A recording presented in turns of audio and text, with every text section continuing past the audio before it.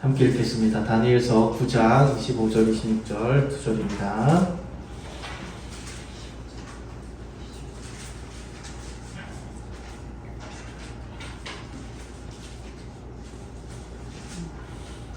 다니엘서 9장 25절 26절입니다.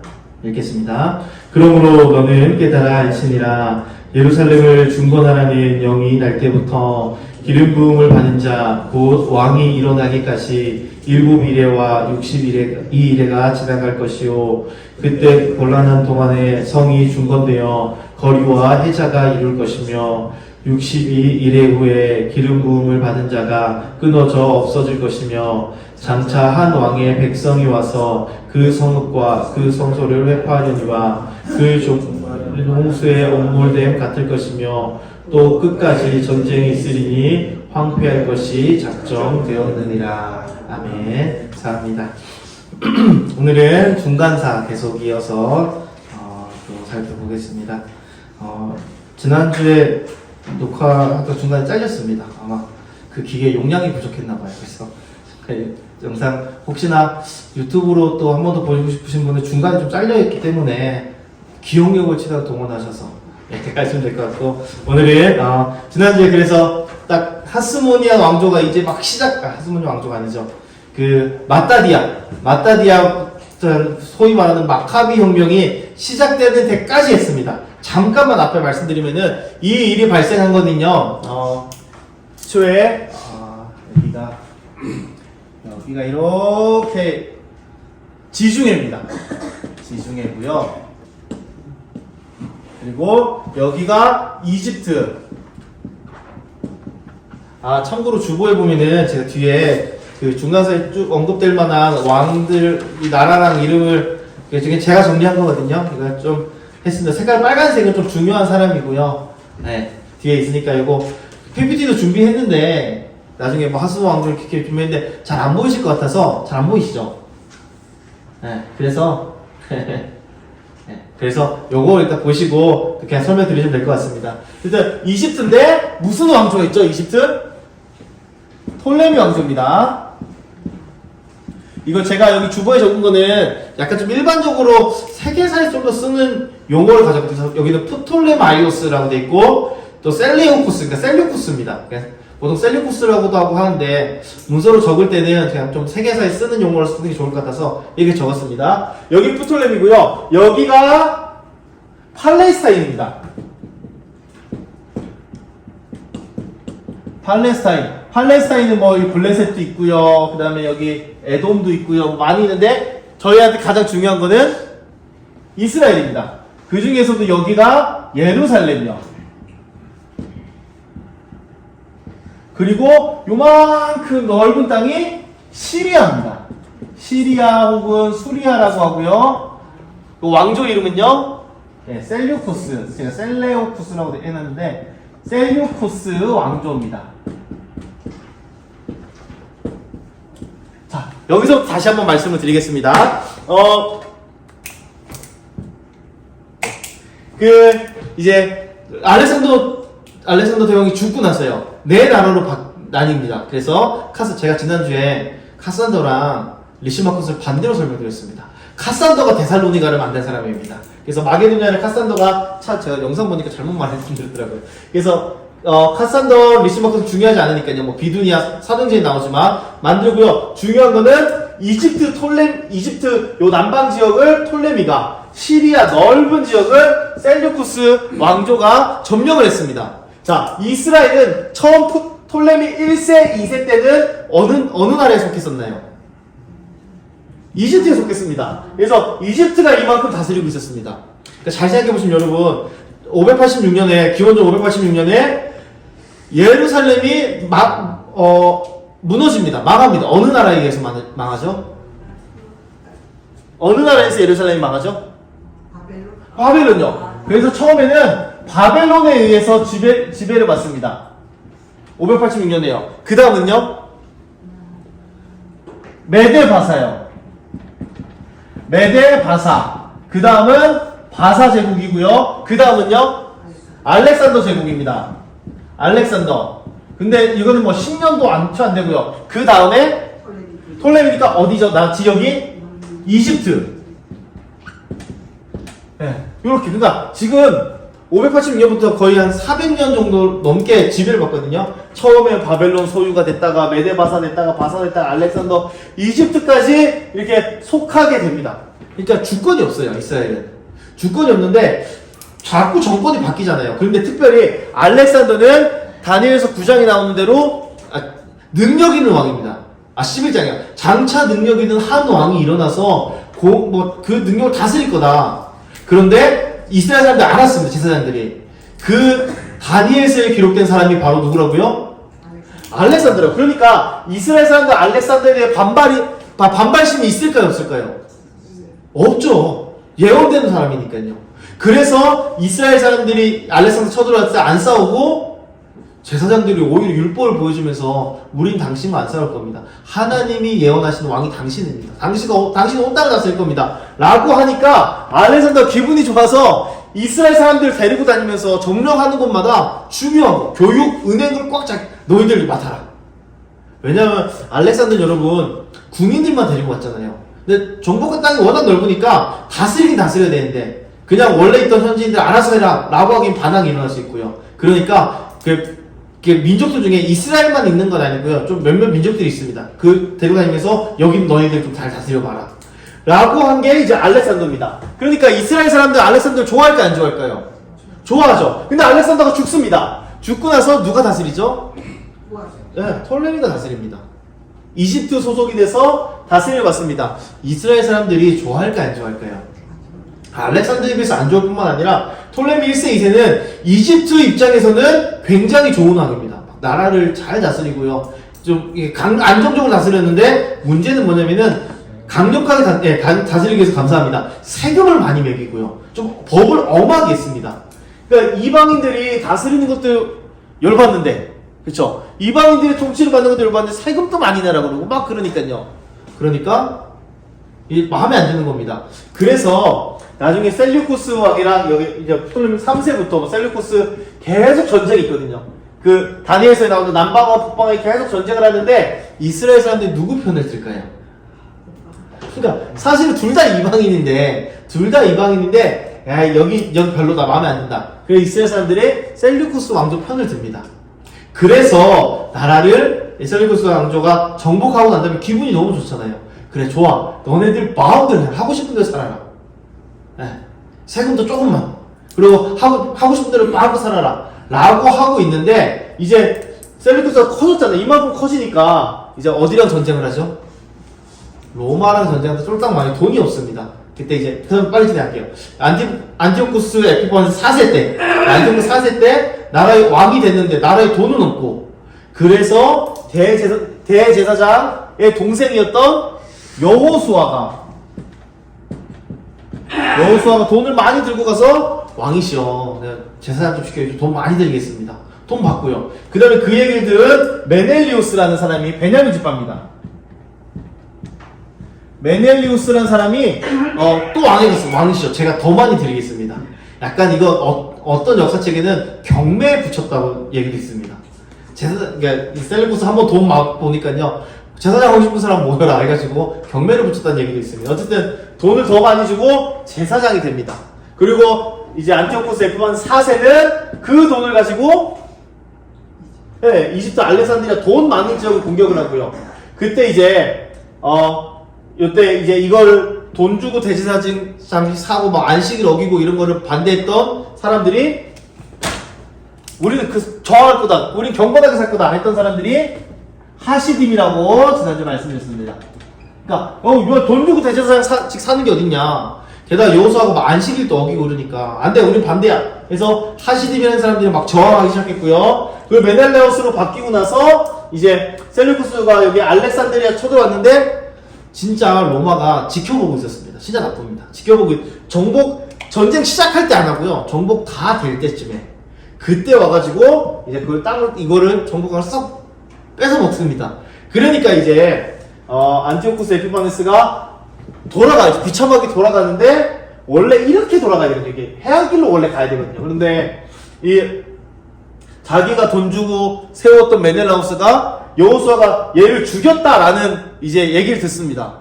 안 그래도 로마 때문에 지금 자존이 상했는데 기분 나빠서 이렇게 가야 되는 거를 가다가 꺾어서 이렇게 들어갑니다. 그래서 예루살렘을 이제 막 더럽히는 거죠. 예루살렘 성전을 더럽히고 감히 니들이 내가 세운 제사장을 막 이러면서 이제 그 여호수아를 죽이고 파멸시키고 이제부터 성전에서는 에피판스가 4가지라거든요. 첫 번째는 안식일 지킬 수 없어. 안식일 지키고 두 번째 돼지 피로. 세 번째 그 우상을 세우고요. 제우스 우상. 바알 샤밈이라고 불렀거든요. 그때 제우스 우상을 세우고 하나는 제사를 못 드리게 합니다. 그거는 이제 소 제사 못 드리고 대신 돼지 피로. 그래서 제사를 못 드리게 하고 안식일을 폐하고 돼지 피로 드리게 하고 우상 섬기고 4가지 정책을 합니다. 그러자 이게 여러분 만약에 지금 이제부터 막 북한군이 쳐들어가지고 교회는 항상 뒤에다가 그 삼복이라고 그러거든요. 삼복 뭔지 아세요? 초복, 중복, 말복 말고 삼복이 뭐냐면 뭐 장군복, 대장복 뭐 이런 거 있습니다. 장군복에 김일성, 김정일 이렇게 3명 해놓고 밑에다 이렇게 막 복 이렇게 해놨거든요. 그거 붙여놓고 예배 드리십시오. 라고 하면은 여러분 예배 드리시겠습니까? 안 드리시겠습니까? 안 드리죠. 총칼을 들고 와서 하면은요. 우리 또 그런 저항신앙을 가지시는 성도님들 많아서 참 감사합니다. 그런데 대부분의 예루살렘에 있던 사람들이 어쩔 수 없잖아요. 그래서 어쩔 수 없이 돼지피로 제사에 드리는데 참여하게 됩니다. 그리고 나서 예루살렘 옆에 조그맣게 있던 이름 혹시 기억나시나요? 모데인이라는 지역에 또 사신이 갑니다. 가서 제사 드리고 있는데 금지 안 돼. 제사 안 돼. 이제부터 돼지피로 제사 드려야 되고 제우스 신상에 제사해야 돼. 그건 뭐 반대하죠. 그런데 이때 어떤 유대인들이요 그 말에 수긍하고 돼지피로 제사 드리는 참여를 하고 나왔답니다. 그걸 보고 불의를 보고 못 참는 한 사람이 나타납니다. 그 사람 이름이 가볼게요. 이제 그 사람 이름이 마따디아스입니다.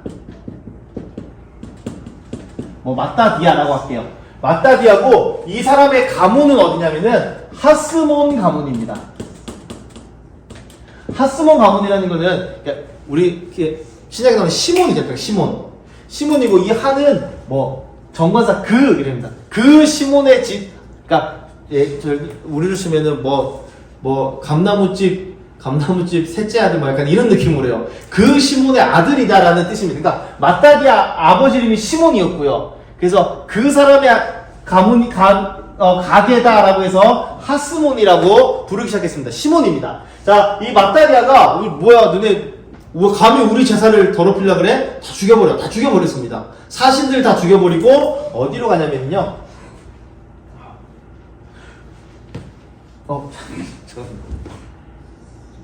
잠시만요. 죄송합니다. 어디 산으로 도망가냐면 고프나 구원이라는 곳을 갑니다. 고프나. 이게 이스라엘 사람은 항상 전쟁하면은 항상 산으로 가거든요. 항상 산, 고원 이런 데가 숨어서 성 멋지게 지어놓고요. 거기서 항상 싸우는데 고프나 구원으로 도망가면서 외치는 이야기가 누구든지 여호와께 열심히 있는 자들은 모여라. 자기들은 도망가면서. 근데 진짜 여러분 이 시리아 제국이 어마어마하게 컸다고요. 이 당시 로마 다음으로 큰 제국이었는데 그런데 이 하스몬의 이제 마따디아가 붙어보자. 아니 여호와의 성전을 더럽히는 건 참을 수가 없다. 그래서 아들이 5명 있습니다. 오늘은 그 아들 다 해드릴게요. 요한, 시몬, 유다, 엘르아살, 그리고 요나단 이렇게 5 아들이 있었는데 아들들아 가자 우리 싸우자. 그래서 이 사람 더하기 하스몬 가문 더하기 하시림이 같이 전쟁을 합니다. 고프나 고원에 모여서 이제 게릴라전을 하는 거예요. 아주 이제 정면으로 붙으면 승산이 없지 않습니까? 거의 100분의 1도 안 되는 병력이기 때문에 정말 이제 치명적인 거. 그죠? 우리 전쟁하면은 그런 거 있잖아요. 저희가 탄약창에서 복무했거든요. 저희는 전쟁 나면은 탄약창이 제일 전방이었는데 전쟁 나면은 저희는 거의 1순위, 2순위입니다. 그래서 저희 훈련하면 뭐 하냐면 맨날 도망치는 훈련해요. 싸우는 훈련 안 하고 저는 훈련소에서 특공대 특공에도 뽑아주시고 막 했는데 뺑뺑이를 안 된다 하더라고요. 그래서 저는 그래도 남자다운데 가고 싶었는데 맨날 훈련 도망치는 훈련합니다. 왜 도망치면 옆에 32사단 기동대가 와서 저희를 지켜줍니다. 저희가 안전하게 도망가도록. 저는 군대에서 그렇게 참 멋진 군인 생활하고 싶은데 아무튼 그랬습니다. 그런데 여기도요, 저희 탄약창이, 왜냐면 저희가 미군 미사일 막 이런 거 다 가지고 있었거든요. 그러니까 저희만 하면은 이제 전쟁에서 완전 불리해지니까 그런 곳만 이제 노리는 거예요. 그런 곳에서 전쟁을 합니다. 그래서 마타디아가 전쟁을 선포하고 한 3개월 정도 있다가 전사합니다. 전사하고 이제 그 다음에 어떻게 되냐면은 그 다음이 5 아들 중에 유다라는 사람이 기가 막힌 사람이었거든요. 유다라는 사람이 뭐하냐면 안 되겠다. 우리 이제 아버지 돌아가셨지만 끝까지 성전을 깨끗하게 해야 되지 않겠냐. 끝까지 싸웁니다. 그래서 막 진짜 온갖 게릴라전을 막 하는 거예요. 그러니까 이제 안티오코스 4세가 하도 이제 당하다가 막 얻어맞다가 이제 안 되겠다. 이제 그냥 너네 알아서 해. 성전 이제 니들 하고 싶은 대로 마음대로 해라. 라고 하는 게 이제 164년입니다. 164년에 뭐가 생기냐면 수전절이라고 그냥 적을게요. 요한복음이 나오죠. 요한복음이 나온 수전절에 이제 드디어 성전을 회복하고 돼지피를 씻고 제우스 신상 다 부수고 이제 우리 진짜 제대로 성전 깨끗하게 하자. 종교적인 독립을 이룹니다. 그리고 다니엘에서 예언된 대로 45일 뒤에 안티오코스 에피파네스는 죽고요. 자, 그러면 여러분 여기서 한 가지 생각하셔야 되는 거는 성전을 탈환했습니다. 그리고 안티오코스 에피파네스는 45일 뒤에 죽었습니다. 안티오코스 에피파네스의 백성들이나 아들들은요, 안티오코스가 죽은 걸 누구 때문이라고 생각할까요? 얘들 화병으로 보통 왕이 갑자기 전쟁 끝나고 시름시름 앓다 죽으면 그 다리오 왕도 그렇고요. 그렇게 보통 해석을 하거든요. 이 당시에도 그러지 않았겠습니까? 그렇지 않다 하더라도 사실은 요 조그마한 속국이 우리나라랑 전쟁을 지금 몇 년째 벌이고 있는 겁니다. 아들이 왕이 됐어. 아버지는 비록 그래 니들 알아서 해라 봐줬지만 아들들이 이걸 용서해 줄까요? 안 해줄까요? 자존심 문제죠. 이거는 거대한 나라인데 손가락만한 나라가 막 까부니까 그거 봐주면 여러분 체면이 그럼 다른 속국들도 반항을 일으킬 수 있지 않습니까? 그래 그럼 제대로 한번 싸워보자 라고 해야 되는데 그게 안 됩니다. 왜냐면은 안티오코스 에피파네스가 죽고 나서 내전이 일어납니다. 장자였던 사람이랑 다른 숨겨진 내가 진짜 아들이었다는 사람들이랑 막 어떤 장군들이랑 해서 내전이 계속 일어납니다. 그러자 유다가 어떤 생각을 하냐면은 이때부터 중요합니다. 하시림은 종교적인 열심을 가지고 여기 같이 싸우기 시작했습니다. 그러니까 이게 이렇게 신앙이라고 표현하겠습니다. 신앙입니다. 종교가 중요합니다. 그런데 성전 탈환했잖아요. 전쟁할 필요가 있습니까? 없습니까? 하시림 입장에서 전쟁할 필요가 있을까요? 없을까요? 없죠. 이제 성전 깨끗하게 줬으니까. 안티오코스 에피파네스가 너희들 마음대로 제사드리라 했으니까 할 필요가 없습니다. 그런데 이때 유다가 전쟁에 승리하고 이걸 한 다음에 생각이 바뀝니다. 야, 성전만 깨끗하게 할 게 아니라 우리 독립도 한번 이뤄보자. 그래서 164년에 전쟁을 그쳐야 되는데 전쟁을 계속합니다. 계속해서 이제부터는 그전에는 신앙이고 종교는 이제부터는 정치적인 싸움을 계속합니다. 우리 독립시켜달라. 우리 자치권을 행사하는 나라가 될 거다. 그래서 싸우다가 유다는 162년에 전사합니다. 그러면은 이게 종교적인 전쟁도 아닌데 목숨 걸고 막 싸울 필요가 있을까요? 없을까요? 없어야 되는데 요 가문이 이미 사령관을 하고 리더를 하면서 권력의 맛을 봤습니다. 그래서 약간 이거를 좋게 보는 분들도 있지만 안 좋게 보는 분들은 정치에 물들었다라고 하거든요. 그래서 유다가 죽고 나서 그 다음에 누가 이제 전과자라면 요나단이 잡습니다. 요나단요. 엘르아살은 어떻게 되냐면 엘르아살은 이제 한참 전쟁을 하는 가운데 코끼리 한 마리를 발견합니다. 코끼리 막 갑옷도 있고 막 영화 같은 데 보면 나오는 그런 막 어떤 코끼리지 않습니까? 그게 어떤 코끼리였냐면은 에피파네스가 타고 다니던 코끼리였습니다. 안티오코스가요. 그러니까 전쟁을 계속하다 보니까 적국의 수장을 잡아야겠다. 그래서 진짜 옛날 우리나라 6.25 때 수류탄 하나 들고 탱크로 막 뛰어들어갔다는 막 그 얘기 있지 않습니까? 창안 잡고 코끼리한테 달려갑니다. 그래서 진짜 코끼리를 찔러 죽입니다. 여기 에피파네스 타고 있다. 안티오코스가 타고 있다. 그래서 찔러 죽이는데 하필이면 코끼리가 쓰러지면서 엘르아살 위로 쓰러집니다. 그래서 코끼리에 압사당해서 죽습니다. 그래서 전사. 여기도 전쟁하다 전사. 그 다음에 죽은 사람이 요한 첫째인데, 이 요한이라는 사람은 뭐냐면은 요나단이 이제 죽고 사령관이 된 다음에 이제 그 시리아랑 원래는 셀루쿠스 왕조랑 성전만 가지고 싸우면은 요 예루살렘 근처에 있으면 싸우면 되지 않습니까? 싸울만 했는데 독립을 하려니까 싸워야 되는 범위가 너무 넓어지는 겁니다. 그래서 요 밑에 가면은 나바테아 왕국이라고 있습니다. 나중에 사도행전에 나오는 아레다 왕 기억나시나요? 아레다 왕의 고관들이 사도 바울을 막 잡으려고 테아라는 왕국인데 여기도 아시아 그때도 이름도 아레타스거든요. 아레타스 왕에게 우리 좀 동맹 맺고 같이 전쟁 좀 합시다 라는 거를 이 막내가 건방진 막내가 큰형한테 형 가서 동맹 좀 요청하고 오세요 라고 요청을 하고 요한이 여기 동맹 요청을 가는데 왕이 거부합니다. 그냥 거절한 게 아니라 네 안에 너네랑 어울린 거 알면 저 거대한 시리아가 우리 공격하면 어떡하냐. 그래서 요한을 죽여버립니다. 그러니까 요한이랑 엘르아살은 좀 별로 역사에 기록도 없고요. 그냥 좀 아무튼 허무하게 죽습니다. 예. 그리고 코끼리 찔러 죽였지 않습니까? 알고 보니까 그 코끼리 안 타고 있었습니다. 그러니까 그 에피파네 안티오쿠스 왕이 탄 줄 알고 코끼리 찔러 죽이고 자기도 죽었는데 알고 보니까 코끼리에 왕이 안 타고 있었습니다. 근데 서양에서는 이렇게 해석합니다. 이게 자기 목숨을 바쳐서 전쟁을 이기려고 한 예수 그리스도의 메시아의 예표다라고 해석하시는 분들도 있어요. 그렇진 않고요. 어쨌든 엘르아살 좀 그렇게 죽고 요한도 그렇게 죽습니다. 근데 요나단이 이제 세상이 돼가지고 요나단은 잘합니다. 요나단도 기가 막히게 형 유다만큼 잘합니다. 그래서 전쟁을 많이 하다가 아까 말씀드렸지만 요 시리아에 지금 내전이 계속 벌어지고 있지 않습니까? 내전이 계속 벌어지니까 이제 나중에는 어떻게까지 되냐면 둘이 하도 막 팽팽하고 싸우니까 나중에는 이 요나단에게 손을 벌릴 정도가 됐습니다. 요나단아 네가 좀 도와줘라.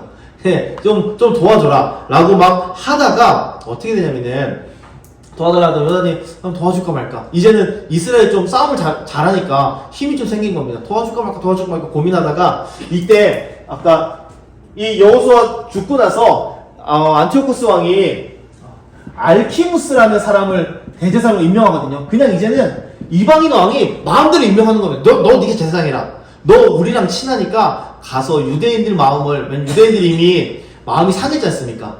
그러니까 유대인 너 가서 대제사장 네가 맡아가지고 유대인들을 좀 우리 쪽으로 잘 회유를 해봐라. 레위 출신 맞거든요. 이름을 이제 알키무스를 바꾸고 막 헬라식으로 했던 사람입니다. 이 사람이 막 다스린 것도 아니고요. 사실은 막 성전도 회파하고 유대인들 학살하고 막 이런 아주 나쁜 짓 하다가 3년 만에 죽습니다. 성소 벽 헐라고 감히 성소 벽 헐라고 들어갔다가 그 벽이 자기한테 허물어져서 죽습니다. 네. 그래서 이 사람이 죽고 나서 7년 동안 대제사장 자리가 비어있거든요. 그러니까 이때 이쪽 한쪽 왕이 안티오쿠스 5세가 이렇게 얘기합니다. 야 요나단아 내가 너 대제사장 시켜줄게. 우리 편 좀 들어라. 그래서 요나단이 대제사장이 됩니다. 중요한 거는요. 이 여호수아는 대제사장 가문이 맞습니다. 첫째는 아니지만 자격 없지만 그래도 대제사장 가문 맞습니다. 이 메넬라우스는요. 베냐민 집 감사합니다. 베냐민 집합니다. 대제사장이 될 수 있나요 없나요? 없습니다. 요나단은요. 제사장 가문은 맞지만 대제사장 사독이나 이쪽 계열이 아닙니다. 그런데 대제사장이 된 거예요. 누구에 의해서요? 하나님에 의해서는 괜찮죠. 누구에 의해서요? 네, 이방 왕에 의해서. 이방 왕이 야 너 대제사장 시켜줄게. 우리 편 들어줘. 라고 합니다. 그래서 대제사장이 됩니다. 자, 하시님 종교적인 열심히 있던 사람들이요 요나단을 좋아할까요 안 좋아할까요? 안 좋아합니다. 그래도 하시님은 그 대제사장인데 직접 싸우지 못하고 막 이게 이름 갈고 있는데 이 대제사장을 시켜줬던 왕 말고요 반대편 장군이 요나단을 암살해 버립니다. 그래서 요나단도 대제사장이 됐는데 이건 중요하죠. 대제사장이 됐는데 죽습니다. 누구 남죠? 이제 둘째 남습니다. 그리고 전쟁 사실 종교 이게 우리 성전을 깨끗하게 하자는 거 때는 아버지 말고는 전사자가 없습니다. 다 살아 있었습니다. 그런데 욕심을 부리기 시작하자 한 번씩 다 죽는 겁니다. 예, 다 죽고 이제 시몬 한 사람 남습니다. 그래서 그 다음이 시몬인데 시몬은 이 마따디아스가 죽기 전에 형제들 불러놓고 아들들 불러놓고 얘들아 내가 죽으면 너희들은 시몬의 이야기를 잘 들어라. 시몬이 나 대신 너희들에게 아버지 역할을 해줄 거다 라고 말할 정도. 그러니까 보세요. 동생들이 이렇게 날뛰는데도 대제사장 한다 그래도 가만히 기다려주고 있어주는 거예요. 그래서 시몬은 평가로 인품이 참 좋고요. 사람이 그래도 괜찮은 사람이었다고 평가를 받습니다. 그런데 요나단이 죽고 이제 시몬이 또 나라를 이어받는 게 아니고 아직까지 왕이 아니거든요. 그 다음에 이스라엘을 또 지도자가 됩니다. 이스라엘 지도자가 되고 그 율법에 보면은 대제사장이 죽으면은 누가 다음 대제사장이 되죠? 아들이 돼야 되는데 아들이 이제 요나단이 저기 반대파한테 잡혔을 때 편지를 보내거든요. 시몬한테 얘 요나단 살리고 싶으면 그 아들들을 데리고 와라. 그 시몬이 또 보냅니다. 얘 동생 살리려고 조카들 보냅니다. 그런데 그게 거짓말이었어요. 다 죽여버립니다. 대제사장직 받을 사람이 없죠. 또 이방 왕이 선출하기도 그렇고. 그래서 이 아들이 없는 경우에는 형제가 물려받게 돼 있거든요. 그래서 시몬이 대제사장이 됩니다. 그리고 이 시몬 때 이제 어떻게 되냐면은 시몬이 되게 지혜롭게 잘해가지고 드디어 여러분 지우겠습니다. 드디어 독립을 성취합니다. 그때가 언제냐면은 142년요. 그러니까 보세요. 586년에 예루살렘이 멸망했습니다. 그리고 164년에 이제 성전을 탈환합니다. 이거는 뭐 잠깐 있던 일이고요.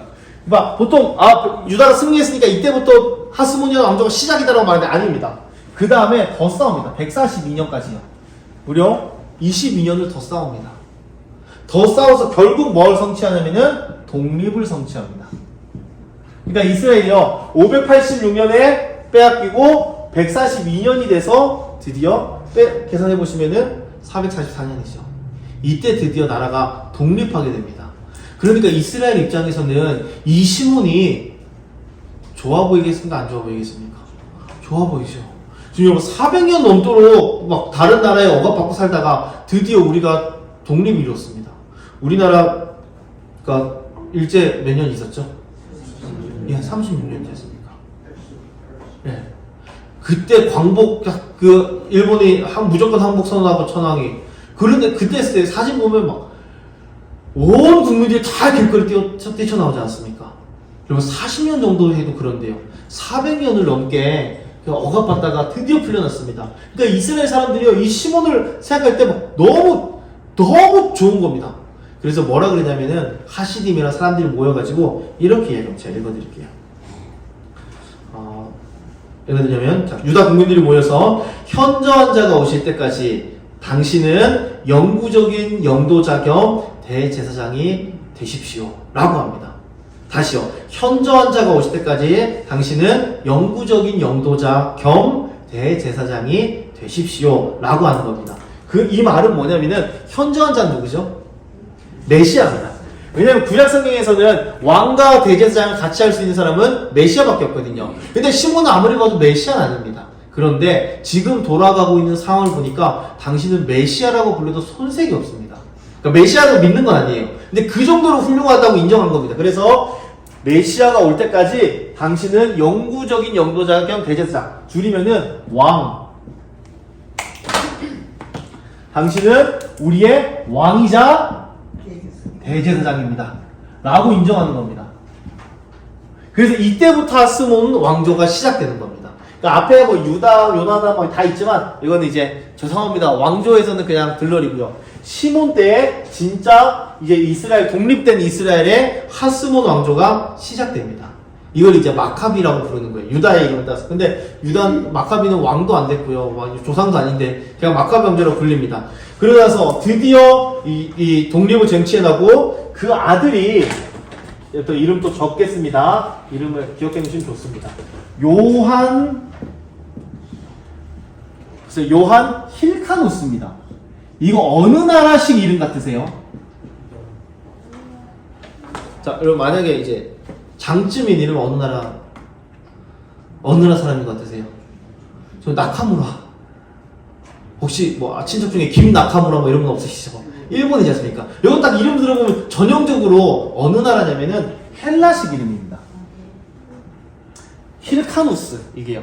예. 그래서 이때 시몬이 이제 독립되지 않습니까? 근데 독립됐는데 막 치열하게 싸워서 된 건 아니고요. 하도 내전이 심하니까 어쩔 수 없이 화친을 맺으면서 독립하게 된 겁니다. 그러니까 그 아들은요, 이 시리아 헬레니즘 문화를 좀 많이 따르는 사람이 됐습니다. 그래서 요한 힐카누스가 그 다음 지도자가 되고, 이 사람 대단합니다. 돼가지고 이제 이걸 지워보셨네. 이스라엘 있지 않습니까? 여기 유다, 여기 에돔, 여기가 베레아, 사마리아, 갈릴리거든요. 근데 이제 시몬은 한 요 정도였는데 힐카누스가 계속 전쟁을 해가지고 여기를 정복합니다. 그러니까 나라를 엄청 넓힌 겁니다. 이 대단한 사람이에요. 그래서 크게 4개 지역으로 나누거든요. 사마리아 지역, 북이스라엘 지역이죠. 그리고 갈릴리 지역, 여기는 이방의 갈릴리라고 불렸던 지역. 그 다음에 여기가 유다 지역, 제일 노른자 땅. 그 다음에 여기가 에돔인데 성경에 이두메라고 말합니다. 이두메가 에돔이랑 똑같은 겁니다. 에돔이거든요. 지역을 정복합니다. 나라가 엄청 넓어졌어요. 거의 이때는 다윗 초창기 정도까지 나라 넓혀집니다. 그러니까 전쟁을 다 이기고 너무 기분 좋지 않습니까? 막 승전보를 올리고 너무 좋습니다. 그때 이제 이 요한 힐카누스가 축제를 벌이면서 잔치를 열면서 이렇게 핵심 멤버들 다 모읍니다. 핵심 멤버들 주로 하시딤이거든요. 너무 기분 좋아가지고 야 내가 막 술을 마시고 술김에 그런 것 같아요. 너희들 원하는 거 있으면 기탄 없이 다 말해봐라. 말하면 될까요? 안 될까요? 안 되는데 고지식한 사람이 꼭 있습니다. 이름도 엘르아살입니다. 엘르아살이 왕이시죠. 긴히 드릴 말씀이 있습니다. 그래 뭐냐? 무엇이든 다 구해봐라. 뭐라 그러냐면 왕이시여, 왕이 정말 대단한 사람 맞습니다. 다윗 때의 영토를 회복한 거 보면 왕은 진짜 훌륭한 사람입니다. 다만 왕과 대제사장을 겸직하는 거는 하나님 말씀에 옳지 않습니다. 하시딤이잖아요. 율법과 여기 막 완전 열심히 사람이거든요. 율법에 의하면은 당신이 그런 거는 옳지 않습니다. 그러니까 대제사장직을 내려놓으십시오. 당신은 정말 훌륭한 왕입니다. 근데 사실 대제사장 가문도 아니지 않습니까? 당신 대제사장직을 내려놓으십시오. 왕이 좀 기분 나쁜 겁니다. 야, 나 지금 잘 나가는데 왜 그러냐? 내가 왜 대제사장직을 내려놔야 되냐? 하니까 또 이제 하면 안 될 말인데 엘르아살이 그 얘기를 합니다. 왕이시여, 왕의 어머니께서 옛날 전쟁할 때 시리아의 포로로 끌려간 적 있지 않습니까? 라는 이야기하는 겁니다. 이게 무슨 말일까요? 이 당시 이게 무슨 말이냐면은 여인이 전쟁 포로로 끌려갔다라고 하는 거는 성적인 그런 걸 막 당했다는 겁니다. 그러니까 그걸 이제 돌려서 표현하는 게 당신 어머니가 이제 포로로 잡혀간 적 있지 않습니까? 이 말은 뭐냐면은 대제사장 가문 이제 이게 아내는요, 어머니 아내는 한 남자의 여자애들 간음하면 안 되고 뭐 이런 거 있지 않습니까? 이혼하다 다 결혼하면 안 되고. 그러니까 당신 어머니가 몸이 더럽혀졌으니까 당신은 이런 말 어떻게 합니까? 근데 그렇게 얘기를 하는 거예요. 그러니까 대제사장직을 내려놓으십시오. 힐카누스가 이 말 듣고 기분이 어땠을까요? 화가 나죠. 기분이 확 변했는데 차마 자기 입으로 기탄 없이 말해보라고 했는데 또 그러니까 표정이 싹 바뀌었습니다.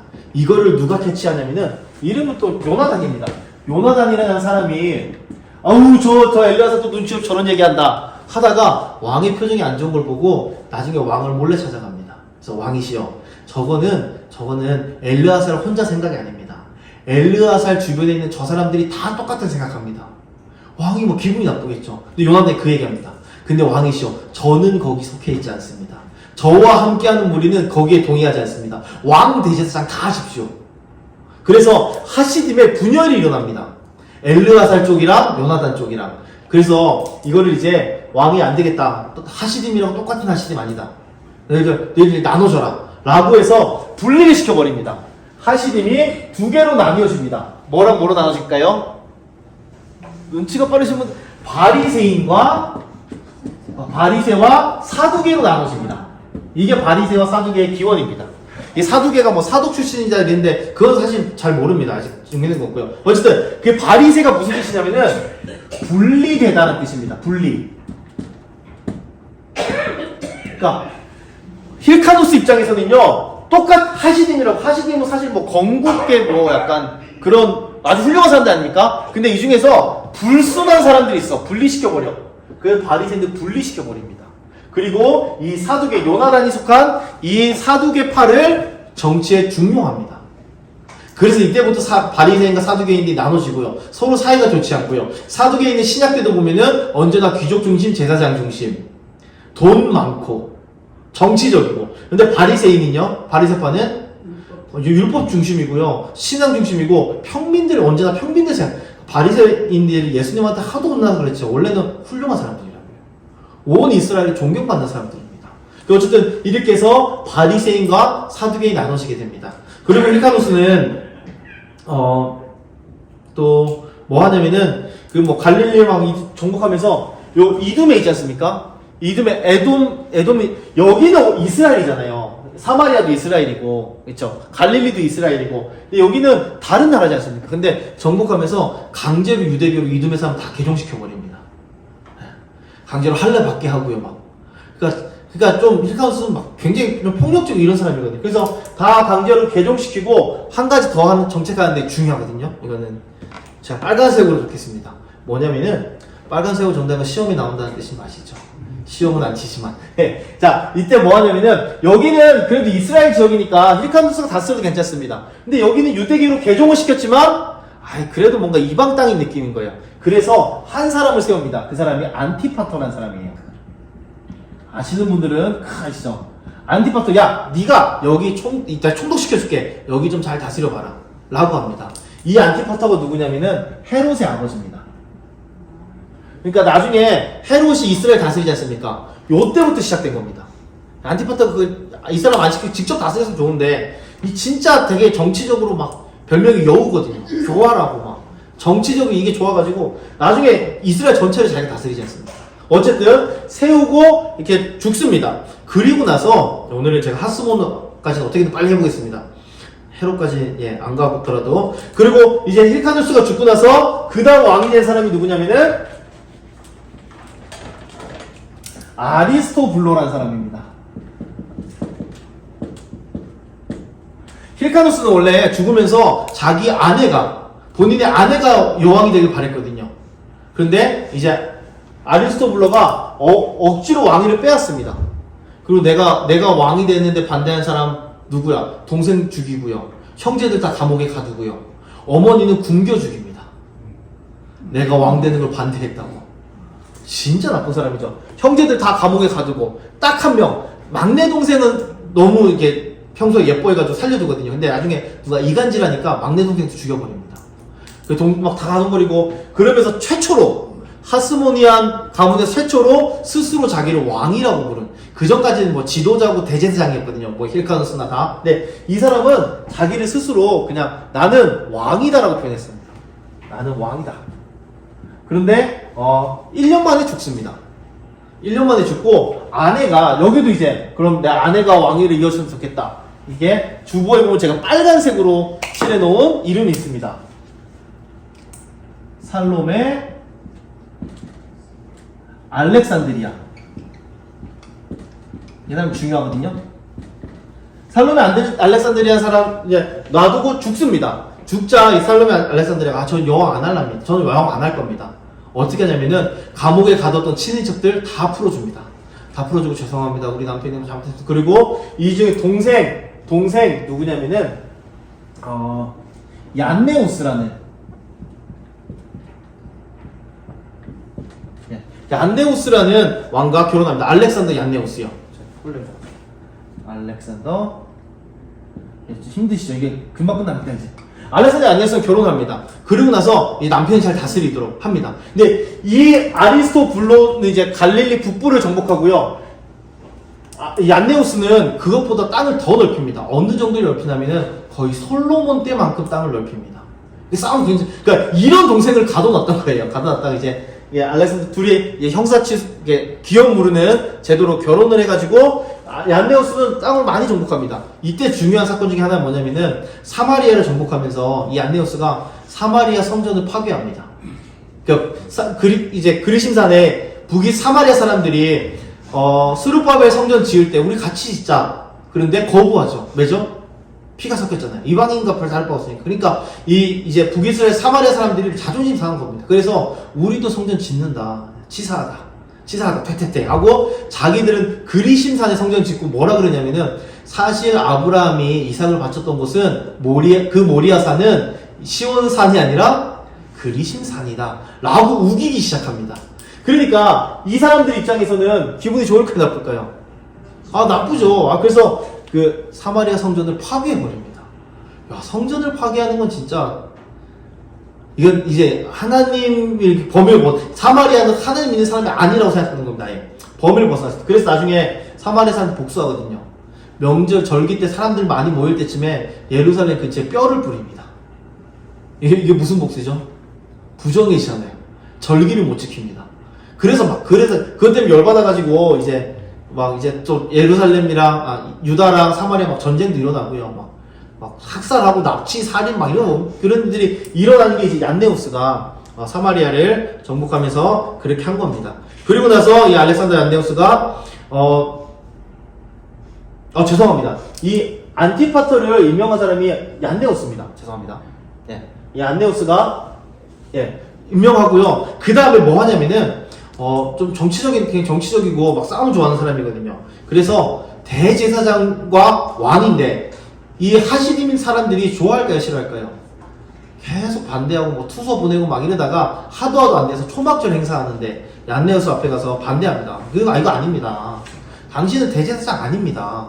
여기 맨날 전쟁 하고 군인이고 왕이지 무슨 대제사장입니까? 왜냐면 초막절 이제 절기 진행을 해야 되지 않습니까? 그러니까 화가 나가지고요. 얀네우스가 바리새인 가족 6,000명을 죽여버립니다.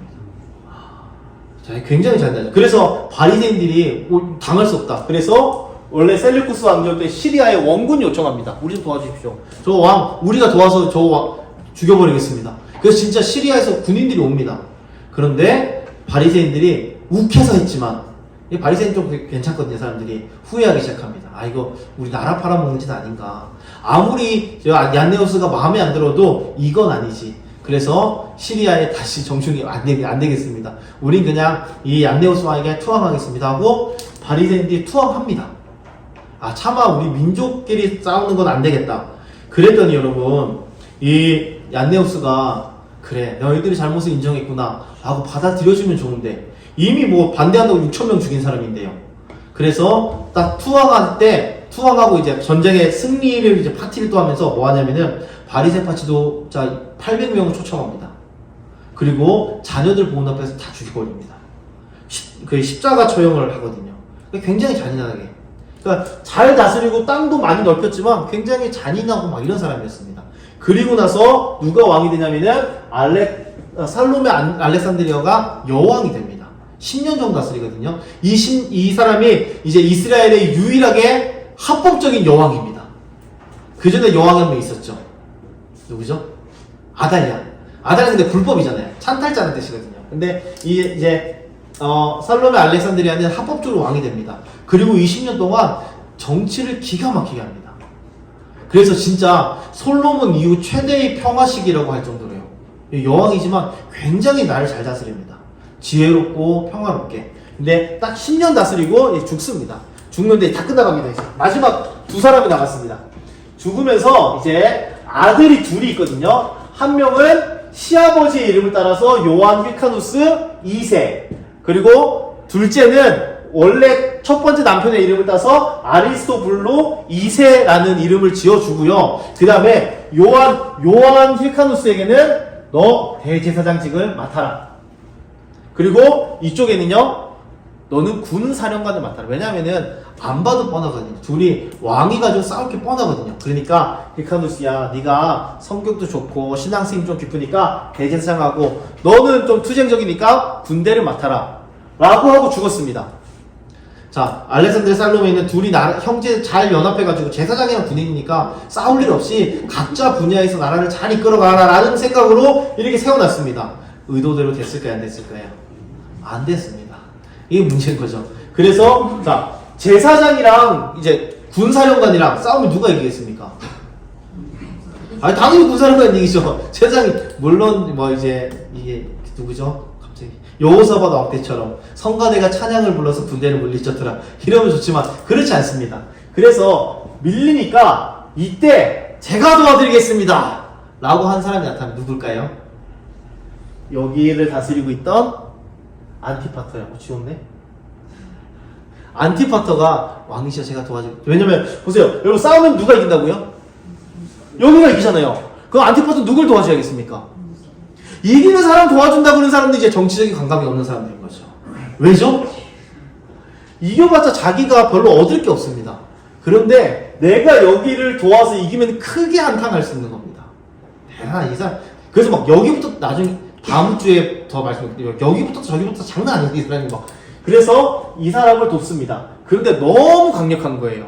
그래서 뭐 하냐면은 나중에 다른 나바테아 왕국의 도움을 받기도 하고요. 나중에 누구 도움을 받냐면은 로마에 폼페이라는 장군이 있습니다. 이게 로마에서 막 세 손가락 아이들은 정치가 있거든요. 이 사람이 마침 시리아 쪽에 뭐 이제 군대를 끌고 왔습니다. 그래서 여기를 끌어들입니다. 로마를 이스라엘에 끌어들이고, 그래서 이게 뭐 둘이 뭐 서로 내 편 대주시오 내 편 대주시오 막 하다가 결국 폼페이가 얘는 아무리 봐도 좀 너무 그러니까 다 속셈이 있지 않습니까? 내가 예루살렘 땅을 밟는 즉시 너네는 우리 못 벗어난다. 그래서 얘는 좀 싸움도 하고 이러니까 얘를 폐위시키고 얘 편을 들어줍니다. 네. 로마가요. 그리고 로마가 여러분 군대를 이끌고 어디 가면은요 절대 그냥 안 놔주거든요. 이제 여기 폼페이가 들어온 순간 여기에 이제 군대 기지 놔두고 세우고 그 다음에 왕을 이제 지도자를 누구로 삼냐면 요한이 아니고 안티파터를 지도자로 삼습니다. 이스라엘 다스린 사람을요. 갑자기. 그러니까 어떤 사람들 어떤 역사학자들은 둘이 가서 서로 도와주십시오라고 했다는데 갑자기 얘를 세우는 겁니다. 그래서 어떤 역사학자들은 얘가 꼬드기여서 폼페이를 예루살렘으로 들여오겠다라고 이제 추측을 합니다. 그래서 어쨌든 이 안티파터가요 로마를 끌어들입니다. 그래서 아까 말씀드렸던 444년 만에 독립을 얻었는데 불과 70년 만에 다시 로마에 속국이 됩니다. 예수님 오실 때까지요. 그래서 이 안티파터를 안 세웠으면은 이럴 일이 없는데 안티파터 때문에 폼페이 로마가 들어와서 이제 이스라엘이 로마에 속국이 되는 이야기가 중간사 여기 하스몬 왕조까지 이야기입니다. 자, 오늘 여기까지. 원래 오늘 헤롯까지 하려고 했는데요. 아시죠? 저는 항상 길게 하는 건데 짧게 하는 게 너무 어렵습니다.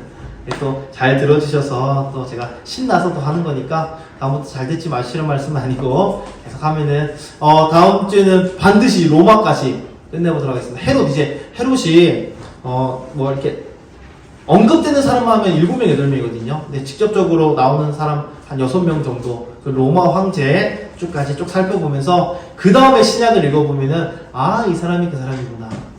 이 헤롯이 그 헤롯이 아니구나. 이런 것들 좀 우리가 배울 수 있으면 좋겠습니다. 기도드리겠습니다. 사랑하는 충만하신 하나님 감사합니다. 우리를 사랑하셔서 또 주의 말씀을 우리가 보게 하시고 또 성경 밖에 중간사 이야기도 우리가 함께 살펴볼 수 있는 기회를 허락하시니 감사합니다. 그냥 남의 나라 역사가 아니라 성경 구약과 신약 사이에 하나님께서 침묵하심으로 말미암아 예수님이 오실 것을 또 바울을 통해서 전 세계 복음 전하실 것을 준비하셨던 그 역사라는 것을 우리가 알게 하시고 이 역사를 배우면서 하나님의 손길을 우리가 깨닫고 발견하게 하시고 여기서 그치는 것이 아니라 이것이 우리 삶에도 적용되어서 우리 삶 곳곳에 새겨져 있는 하나님의 손길을 발견하는 귀한 훈련의 시간 될 수 있도록 은혜를 더하여 주시옵소서. 한정 우리 성도를 지켜주시고 어디 있든지 무엇을 하든지 주와 동행하는 귀하고 복된 한 주 될 수 있도록 은총 더하여 주옵소서. 감사드리며 모든 말씀 예수님 이름으로 기도드렸습니다. 아멘. 주님 가르쳐주신 기도로 마지막 기도 올려드리겠습니다. 하늘에 계신 우리 아버지여, 이름이 거룩히 여김을 받으시오며 나라에 임하옵시며 뜻이 하늘에서 이룬 것 같이 땅에서도 이루어지이다. 오늘날 우리에게 일용할 양식을 주옵시고 우리가 우리에게 준 것 같이 우리 죄를 사하여 주옵시고 우리를 시험에 들게 하지 마옵시고 다만 악에서 구하옵소서. 대개 나라와 권세와 영광이 아버지께 영원히 있사옵나이다. 아멘. 감사합니다.